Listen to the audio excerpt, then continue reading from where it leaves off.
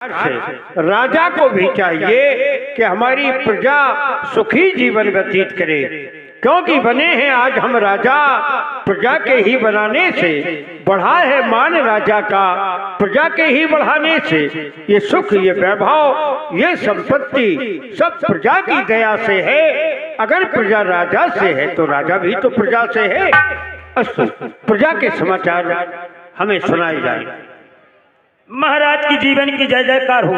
महाराज, आपकी प्रजा आनंद मंगल से रह रही है। आपकी प्रजा आपकी जय जयकार मना रही है। जितने भी कार्य हैं आपके राज्य में, सभी कार्य सुचारू रूप से चल रहे हैं। यज्ञशाला, पाठशाला, गौशाला, पूज पाठ, पूजा पाठन, ये भगवान की पूजा, ये जो भी कार्य हैं आपके बराबर चल रहे हैं। आपकी प्रजा आपकी जय जयकार मना रही है। महाराज, जय जयकार मना रही है। जहाँ सेवकों के द्वारा जब अच्छा कार्य किया जाता है तो स्वामी की प्रशंसा होती है। अस्तु, सभी सेवकों को मेरा साधुवाद, धन्यवाद, जय हो।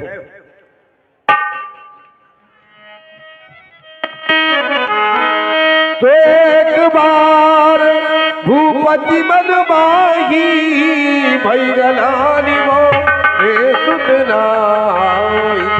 अभी आपके द्वारा कहा जा रहा है कि हमारी प्रजा पूर्ण रूप से सुखी जीवन व्यतीत कर रही है।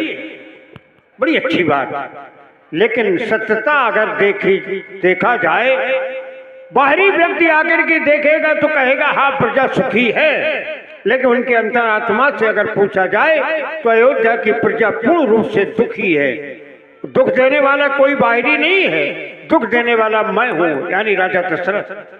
क्यों? उसका एक कारण है। एक बार सेवक के घर में बेटे ने जन्म लिया।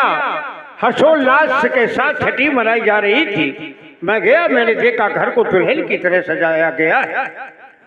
जब दुल्हन की तरह घर को देखा, मन प्रफुल्लित हो गया।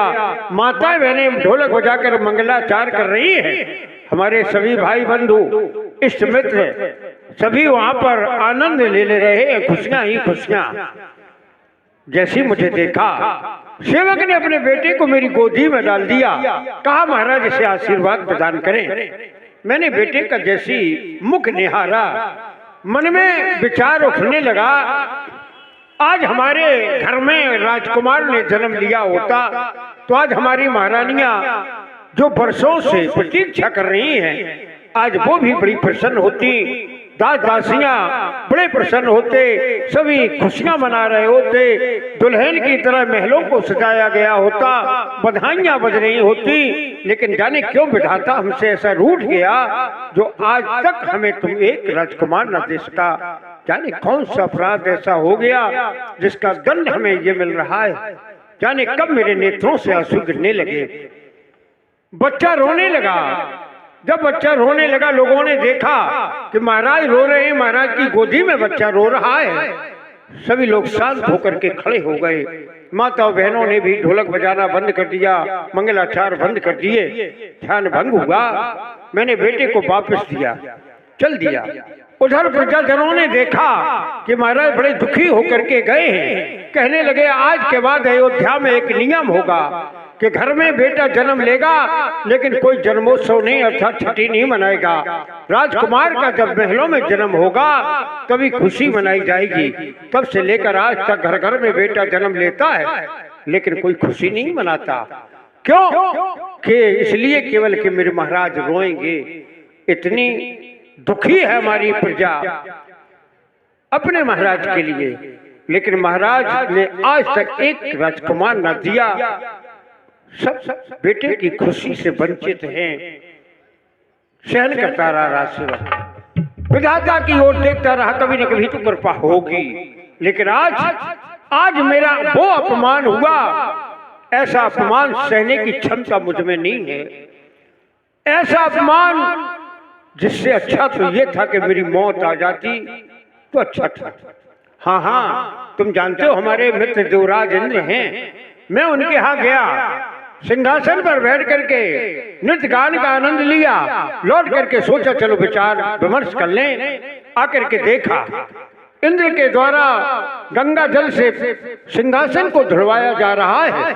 बड़ा आश्चर्य हो गया। मैंने जाकर के पूछ लिया, महाराज सिंहासन क्यों धुलवाया जा रहा? उसने उत्तर दिया, कारण आप हैं। मैंने कहा मैं समझा नहीं, बताओ। जानते हो राष्ट्र उसने क्या उत्तर दिया? उसने कहा सत्य है महाराज, आपके ही कारण सिंहासन धुलवाया जा रहा है, क्योंकि आपके बैठने से ये सिंहासन अपवित्र हो गया, क्योंकि आपके कोई बेटा नहीं है, कोई पुत्र नहीं है। राजसेवक महाराज, ये देवराज इंद्र के शब्द नहीं थे, बल्कि हमें तो ऐसा लगता है वो शब्द नहीं, बाण बन करके मेरे हृदय को विदीर्ण कर गए हो राजसेवक, विदीर्ण।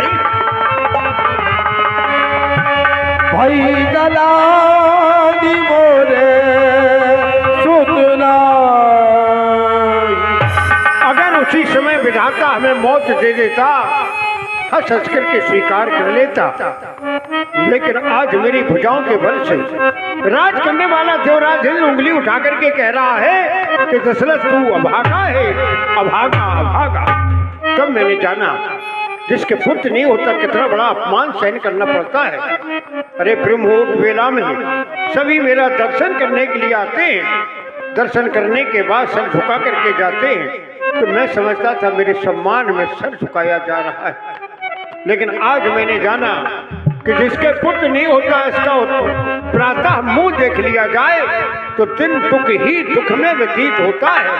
इसलिए ये हमारा मुंह नहीं देखना चाहते, और जब हमारे अपने हमारा मुंह नहीं देखना चाहते तो राजसेवक मैं भी अब जीने का अधिकार खो चुका हूँ, मैं भी अपने प्राणों का परित्याग कर दूंगा।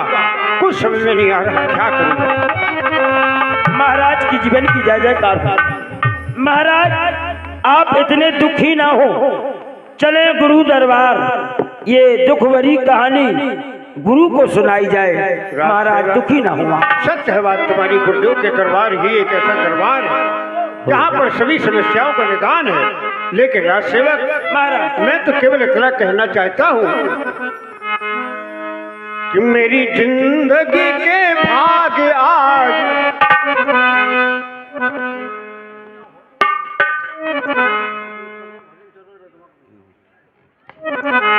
मेरी जिंदगी के दुख सारे मिट जाएंगे, लाल पाएंगे।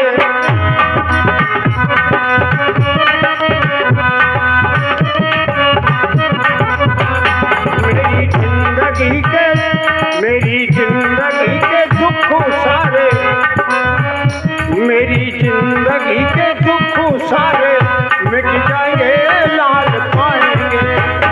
मेरी जिंदगी के लाल पाएंगे, पाएंगे लाल पाएंगे, लाल पाएंगे, पाएंगे लाल पाएंगे। मेरी जिंदगी के दुख सारे मिट जाएंगे, लाल पाएंगे।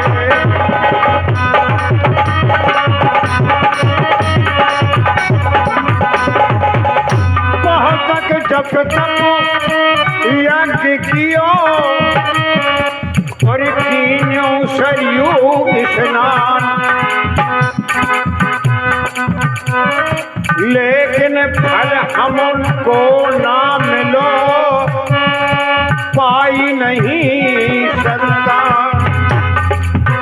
मेरी जिंदगी के दुख सारे, ओ मेरी जिंदगी के दुख सारे मिट जाएंगे, लाल पाएंगे। ओ मेरी जिंदगी के दुख सारे, आओ चलो करके गुरुदेव से निवेदन किया जाए। तो गुरु ग्रह गयो तुरंत महिपाला, चरण लाग कर भिले विशाला। गुरुदेव के चरणों में दशरथ का प्रणाम स्वीकार हो। चक्रवर्ती नृपाल, हमारा आशीर्वाद है तुम सदा प्रसन्न रहो, सदा प्रसन्न रहो। हे नाथ, प्रसन्नता की बात देखा चलिए तो सेट लगे, फोन करे चलिए, क्योंकि